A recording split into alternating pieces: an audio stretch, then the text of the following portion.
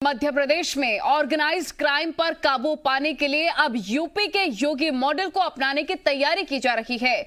UP के गुंडा नियंत्रण एक्ट की तर्ज पर अब शिवराज सरकार, सूत्रों के हवाले से खबर है कि एमपी में गैंगस्टर एक्ट लाने की तैयारी कर रही है। इस अधिनियम का ड्राफ्ट तैयार करने की जिम्मेदारी गृह विभाग और कानून विभाग को सौंप दी गई है। इसमें यूपी के गुंडा नियंत्रण अधिनियम के प्रावधानों को शामिल किया जा सकता है। माना यह जा रहा है कि इसके तहत पुलिस के अधिकार बढ़ाए जा सकते हैं। साथ ही पुलिस रिमांड की अवधि 14 दिन से ज्यादा बढ़ाई जा सकती है ताकि पूछताछ के लिए अधिक वक्त मिल सके। इसके साथ ही पुलिस को आरोपियों की संपत्ति जब्त करने का भी अधिकार मिल सकता है। आपको बता दें कि इस एक्ट का इस्तेमाल मानव तस्करी, मनी लॉन्ड्रिंग, गौ हत्या, बंधुआ मजदूरी, जाली नोट, नकली दवाओं के कारोबार, अवैध हथियारों का निर्माण और व्यापार और अवैध खनन जैसे अपराधों में किया जा सकता है। इस अधिनियम के दायरे में ऐसे सभी अपराध शामिल हो सकते हैं जिसमें एक से ज्यादा आरोपी शामिल हों। ये इस वक्त की बड़ी जानकारी आपको दे रहे हैं प्रमोद, जी मीडिया रिपोर्टर। तमाम जानकारी के साथ हमारे साथ लाइव जुड़ गया। प्रमोद, एक बड़ा फैसला लिया जा सकता है यूपी की तर्ज पर ही, यानी कि गुंडों पर, बदमाशों पर लगाम लगाने की पूरी तैयारी है। मध्य प्रदेश में जीरो टॉलरेंस की नीति।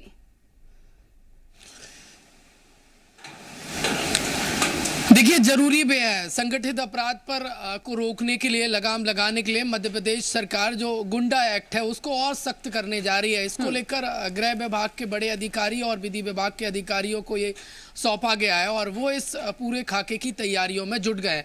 देखिए, पिछले दिनों यदि हम देखें तो मध्य प्रदेश में नकली दवाओं का व्यापार खूब ऐसी फल फूलने की घटना आई। इसके साथ साथ बात करें हम तो अवैध उत्खनन की घटनाएं आई हैं और मानव तस्करी जैसे मामले आए हैं।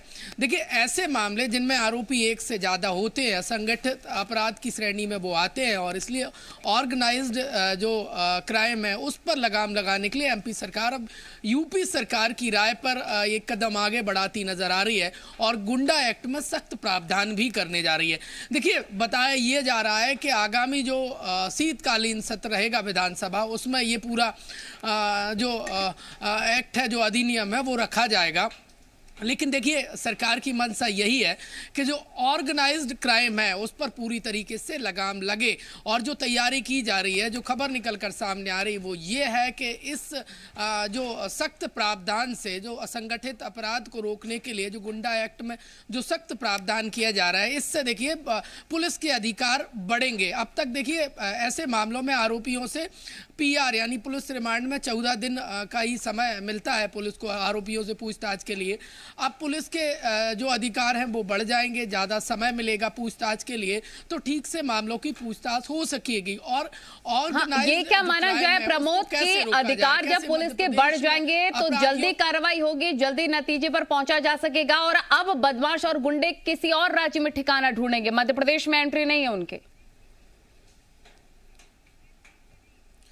देखिए, सरकार की मंशा यही है कि मध्य प्रदेश से क्राइम का खात्मा हो और पुलिस को जब देखिए पूछताछ के लिए पर्याप्त समय मिलेगा तो कई जानकारियां निकलकर सामने आएंगी। देखिए, अब तक होता क्या है कि पुलिस को पूछताछ के लिए, पीआर के लिए महज 14 दिन का समय होता है और इसके बाद जो क्रिमिनल होते हैं, जो असंगठित अपराध से जुड़े जो आरोपी होते हैं, जो संगठित, माफ कीजिएगा, अपराधी होते हैं, उनको जमानत मिल जाती है। और अब जब 14 दिन से ज़्यादा पूछताछ की समय मिलेगा पुलिस को तो ठीक तरीके से मामले की इन्वेस्टिगेशन हो सकेगी और पूरे मामले से पर्दा हट सकेगा। देखिए, पुलिस के अधिकार बढ़ेंगे और इसके साथ साथ यदि हम बात करें तो जो महाराष्ट्र का जो गुंडा एक्ट है उसका भी देखिए स्टडी की जा रही है। तमाम विधि विभाग के जो बड़े अधिकारी हैं वो लगातार इस एक्ट को और सख्त बनाने में जुट गए और आगामी जो शीतकालीन सत्र रहेगा, बताया जा रहा है कि उसमें ये जो संशोधन